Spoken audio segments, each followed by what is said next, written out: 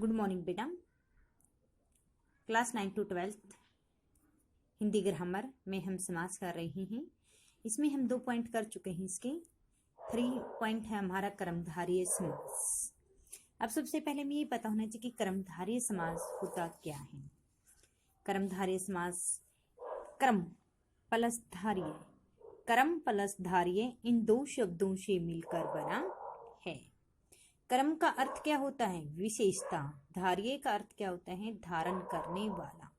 इसका शाब्दिक अर्थ क्या हुआ? विशेषता को धारण करने वाला। क्या हुआ इसका शाब्दिक अर्थ? है विशेषता को धारण करने वाला। इसके बाद में हम इसकी परिभाषा लिखते हैं कि जिस समास में दोनों पदों के बीच में विशेष्य विशेषण अथवा उपमेय उपमान का संबंध हो और दोनों पदों में एक ही कारक विभक्ति आई, उसे कर्मधारय समास कहते हैं। इसे क्या कहते हैं? हम कर्मधारय समास कहते हैं। एक देखो बेटा, हम समास को हम पहचाने कैसे में, कैसे पता चलता है कि ये हमारा अविभाज्य समास है, ये हमारा तत्पुरुष समास है, ये हमारा कर्मधारय समास है। हमने बताया था, जैसे अविभाज्य समास के अंदर हमने बताया था कि जिन शब्दों के प्रारंभ में उपसर्ग जुड़े होते हैं, उपसर्ग कौन कौन से थे इसमें? यथा, पर, प्रति, निर, आ, अन, भर। ठीक है, जैसे इसमें आ गया यथाशक्ति। इसमें यथा क्या था? हमारा उपसर्ग था। भर क्या है? इसमें उपसर्ग है। प्रति इसमें हमारा क्या है? उपसर्ग है। ऐसे ही तत्पुरुष समास में हमारी 8 कारक विभक्तियों में से मैंने बताया था कि 6 कारक विभक्तियों का प्रयोग किया जाता है। कर्ता और संबोधन जो कारक विभक्ति उसका प्रयोग नहीं किया जाता। इसकी पहचान होती है। बाकी ये जो प्रत्यय होते हैं हमारी, ये किसी के अंदर नहीं मिलेंगे, किसी भी समास के अंदर आपको नहीं मिलेंगी। अगला जैसे अब हम करवा रहे हैं कर्मधारय समास कि शब्द में दूसरे पद की प्रधानता बताई जाती है। इसमें आप कैसे लगाकर देखो, अगर हमारा आंसर मिल जाता है, आंसर आ जाता है सही, तो हमारा एक कर्मधारय समास होता है। वो आप और कैसे लगाकर कैसे बताओगे? जैसे इसमें एग्जाम्पल दे दिया हमारा, एग्जाम्पल के अनुसार हम बताएंगे। जैसे इसमें बताया कि मर्ग नयन। ठीक है, हमने बताया था कि इसमें दूसरी पद की विशेषता बताई जाती है कर्मधारय समास के अंदर। दूसरा पद इसमें क्या है? दूसरा पद इसमें हमारा क्या है? नयन। दूसरा पद इसमें क्या है? नयन हो गया है। नयन, दूसरा पद नयन हो गया। अब इसमें अब आप और कैसे लगाएंगे? ठीक है, नयन, नयन कैसे है? हमारी मृग के समान। नयन कैसे? मृग हिरण के समान है। आंसर इसमें मिल गया हमारा। क्या आंसर मिला है? कि नयन, उसने बता दे नेत्र हमारे किसके समान है? हमारे मृग के समान है। तो इसलिए ये हमारा कौन सा समास हो जाता है? कर्मधारय समास हो गया। अगले में है जैसे लाल मिर्च। मिर्च दूसरा पद प्रधान है इसमें। मिर्च, मिर्च कैसी है? लाल है। तो लाल है जो मिर्च, इसका विग्रह तो हमारा ऐसा होगा, तो भी हमारा क्या हो गया? कर्मधारय समास होगा। महाराजा, दूसरा पद इसमें क्या है? राजा है। राजा कैसा है? महान है। इसका आंसर भी मिल गया है कि राजा कैसा बताया गया? महान बताया गया है। तो हमने ऊपर बताया गया था, इसमें अगर आप और कैसे लगाकर हम देखते हैं, यदि आंसर आ जाता है हमारा, तो हमारा कर्मधारय समास है, अन्यथा हमारा कर्मधारय समास है नहीं। इन सभी के अंदर हमारा क्या गया? आंसर आ गया है, इसलिए हमारा क्या हो गया? कर्मधारय समास हो गया है। इसके बाद में हम दूसरे पे अब और एग्जाम्पल है। इसमें जैसे बता दिया कि नीलकंठ, हमने अभी क्या बताया था? दूसरा पद की विशेषता बताई जाती है इसमें। ठीक है, दूसरा पद इसमें क्या है? कंठ। कंठ है। कंठ इसमें बताया गया है कि कैसा है। तो अगर हम विग्रह करते हैं, बताया गया था कि आप और कैसे लगाते हैं कंठ। इसमें अगर हम कैसे लगाकर करते हैं, कंठ कैसा है? बताओ, कंठ कैसा है? इसमें बता दिया गया कैसा है? नीला है। कंठ कैसा? इसमें नीला। हमारा आंसर मिल गया है इसमें नीला। तो ये हमारा कौन सा समास हो जाएगा? कर्मधारय समास हो गया। ये इसकी एक पहचान होती है। बाकी जैसे हमने किया था अविभाज्य समास है, वो उसके अंदर ऐसा नहीं मिला था। इसमें जैसे हमारा अविभाज्य समास में कर दिया था हमने यथाशक्ति। इसमें तो यथा क्या था? हमारा उपसर्ग था। इसमें आप और कैसे? दूसरा पद जैसे शक्ति। शक्ति कैसे? यथा। इसका कोई आंसर नहीं निकला है। भर पेट, पेट कैसा है? भर, ये भी गलत है, यानी कि इसका कोई आंसर नहीं निकला, इसलिए ये हमारा क्या हो गया है? कर्मधारय समास नहीं हो सकता है। तो जिसका हमारा अगर आंसर निकला था तो कर्मधारय, इसमें हमारा बता दिया क्या कैसा है? नीला है। तो इसका विग्रह आप अगर करते हो तो इसका विग्रह आप कैसे करोगे? नीला है जो कंठ। विग्रह क्या हो जाएगा? नीला है जो, नीला है जो कंठ। ठीक है, जो शब्द आ गया इसमें, तो ये हमारा कौन सा समास हो जाएगा? ये हमारा कर्मधारय समास हो जाता है। अगला बता दिया है कि श्वेतांबर, अंबर, दूसरे पद की विशेषता बता दी। अंबर, अंबर कैसे है? सफेद, इसका आंसर निकल गया है। अंबर कैसे हैं? सफेद हैं, सफेद हैं। तो विग्रह इसका आप कैसे करोगे? सफेद हैं या सफेद हैं जो अंबर, सफेद हैं जो अंबर, सफेद हैं जो अंबर। सफेद वस्त्र किसके थी? सफेद हैं जो वस्त्र। अगर हम विग्रह ऐसे करते हैं तो हम बताएंगे ये हमारा कर्मधारय समास है। अगला और भी बताएंगे आपको। अगला है जैसे मृगनयन तो हो चुका था आपका, और एग्जाम्पल है हमारे जैसे नील कमल। ठीक है, हम पता लगाएंगे कैसे। अब बताओ कमल, कमल कैसा है? कमल कैसा है हमारा? नीला है। तो इसका आंसर भी निकल आया है कि भी नीला है।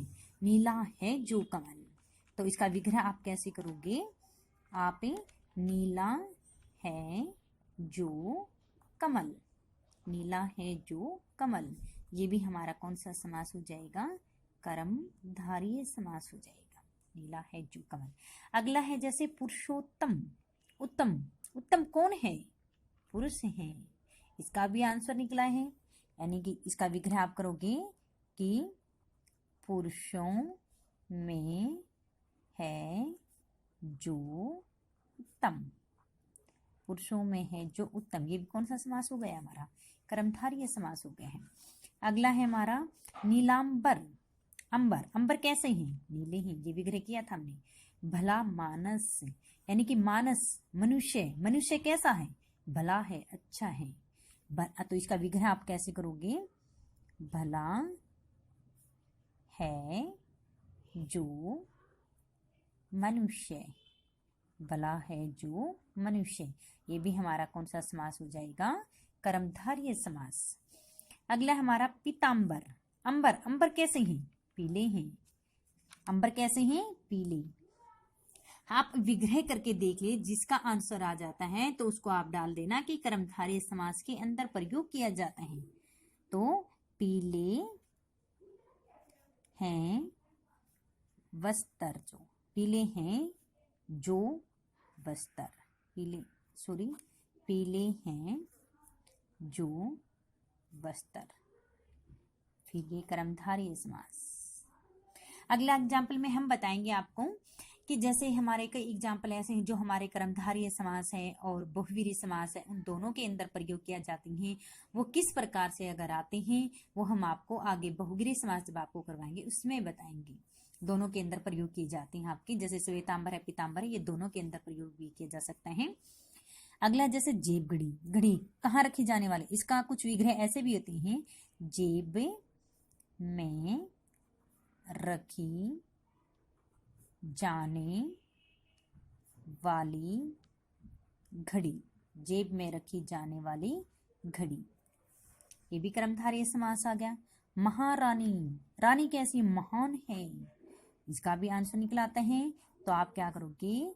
महान है जो रानी, महान है जो रानी। ये भी हमारा कौन सा समास हो गया? कर्मधारय समास। अगला है काला पानी। पानी कैसा है? काला है। तो काला है जो पानी, कर्मधारय समास। चंद्रमुख, मुख कैसा है? मुख कैसा है? चंद्रमा के समान। तो चंद्र है जो मुख, ये भी हमारा क्या हो गया? कर्मधारय समास। बैलगाड़ी, बैल की गाड़ी किसके लिए होती है? गाड़ी जो होती है वो किसके लिए होती है? बैलों के लिए होती है। तो इसमें आएगा बैलों के लिए है जो गाड़ी, बैलों के लिए गाड़ी, बैलों के लिए है जो गाड़ी। तो ये भी हमारा कौन सा समास हो गया? कर्मधारय समास हो गया। अब हमने जो हमें 3 समास के इसकी ये पहचान होनी चाहिए, अविभाज्य समास, तत्पुरुष समास और कर्मधारय समास।